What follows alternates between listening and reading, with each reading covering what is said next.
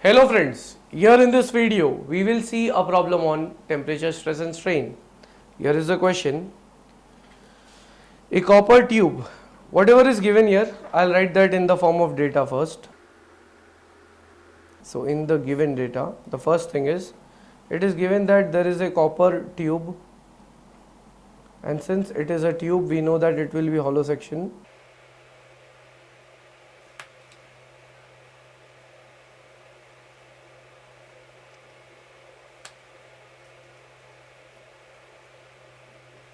Hollow section having external diameter capital D,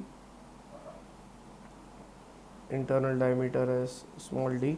Now it is given that copper tube having 10 mm outside diameter and 8 mm inside diameter. So capital D is 10 mm, small d is 8 mm.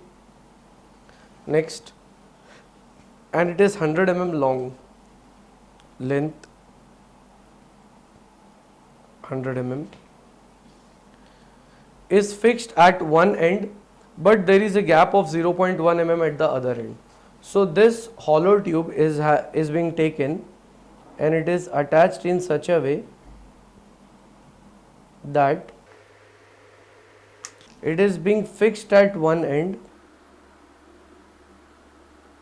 and there is a gap of 0.1 mm at the other end. So at the other end there is a gap of 0.1 mm. Now determine the temperature at which the gap will close. So the temperature at which this gap is going to close, that I'll denote it as delta T. If the temperature of the tube is increased, we have to find out when the gap will close at which temperature. How much stress will be induced in the tube material due to a total rise of 60 degrees Celsius.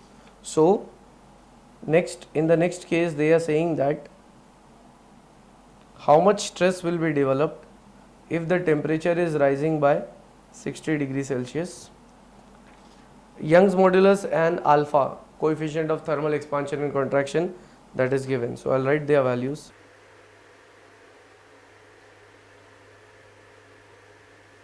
Now this is the question we have. With these much data available, let us try to get the solution to this problem. I'll write the solution onto the next page. Now in the solution, since they are saying to calculate how much will be the temperature which will close this gap, and the length of the copper tube is given, that is 100 mm. So we have to find out the temperature that will close this gap. That is, if we can see in this problem, 0.1 mm is the expansion which is allowed.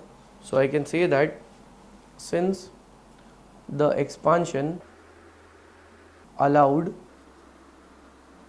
is 0.1 mm, so therefore we can use the formula that this expansion allowed is nothing but, I'll denote it as delta L1 is equal to 0.1 mm.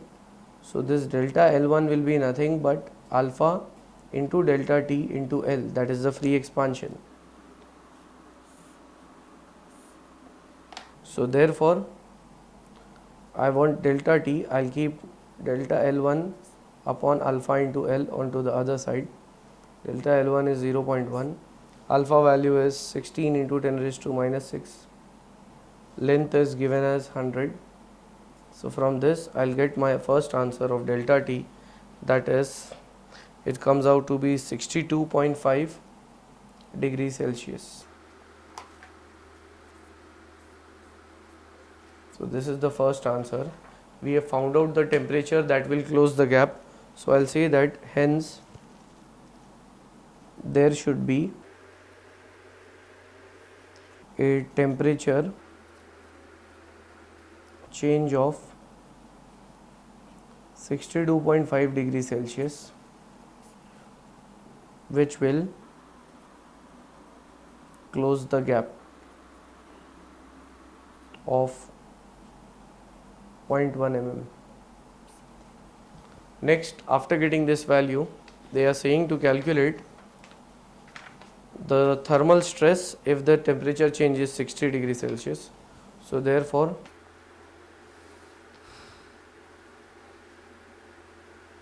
thermal stress is given by stress is equal to strain into Young's modulus. This has come from Hooke's law. So therefore strain is alpha into delta T into Young's modulus. Here I'll go on putting the values. Alpha is 16 into 10 raised to minus 6. Delta T, they are telling us to take the value as 60. Young's modulus is 160 into 10 raised to 3. So from this I'll get my answer of stress, which is 153.6 Newton per mm square. So this is the second answer. So we can say that therefore stress induced in the copper tube because of rise in temperature of 60 degrees Celsius is 153.6 Newton per mm square, and the nature is compressive because the steel rod, it will try to expand, but the moment the wall is there would be compressive force acting from both the sides that would result in the compressive stress in the copper tube. So as we have seen in this problem, there were two questions asked. We had to calculate the temperature at which the gap will close, and that temperature we have found out it was 62.5 degrees Celsius. And then for our temperature rise of 60 degrees Celsius, we have to calculate thermal stress. The answer is 153.6 Newton per mm square. With this, we complete the question.